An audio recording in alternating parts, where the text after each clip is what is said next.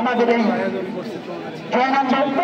School মাঠে semifinal খেলায় শত ব্যস্ততার মাঝেও ছুটে এসে খেলোয়াড়দের সাথে মত বিনিময় করছেন। অসংখ্য ধন্যবাদ তাদেরকে। প্রথমেই মত বিনিময় করছেন ইসমাইল হোসেন, প্রতিনিধি রচাগঞ্জ উপজেলার জাতীয় নাগরিক কমিটি, বিভাগীয় পরিচালক, আন্তর্জাতিক মানবাধিকার আইন, সহায়তাকারী সংস্থা, আইন বিষয়ক সম্পাদক বাংলাদেশ ৮৮, জনাব মোহাম্মদ আবু বকর সুজন, যুগ্ম সমন্বয়কারী জাতীয় নাগরিক পার্টি এনসিপি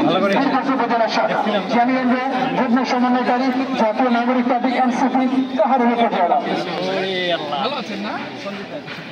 মিম আক্তার হিমু যুগ্ম সমন্বয়কারী জাতীয় নাগরিক পার্টি এনসিপি, গোলাম রব্বানী যুগ্ম সমন্বয়কারী জাতীয় নাগরিক পার্টি এনসিপি কাহারোল উপজেলা শাখা, সরওয়ার হোসেন ভোলাই কারাগঞ্জ ছাত্রদল নেতা এবং উপস্থিত আছেন এই টুর্নামেন্টে যিনি প্রথম থেকে অক্লান্ত পরিশ্রম করেছেন এবং 5 তারিখের উদ্বোধনী খেলা থেকে অক্লান্ত পরিশ্রম করে সকল খেলোয়াড়দের সাথে মত বিনিময় করছেন। সকলের পরিচিত কবির ভাই, অসংখ্য ধন্যবাদ কবির ভাইকে। এত সুন্দর একটি টুর্নামেন্ট জয়নন্দবাসীকে উপহার দিয়েছেন এবং বাংলাদেশ জাতীয় নাগরিক পার্টি এনসিপি কাহারোল উপজেলার প্রধান সমন্বয়কারী এবং অসংখ্য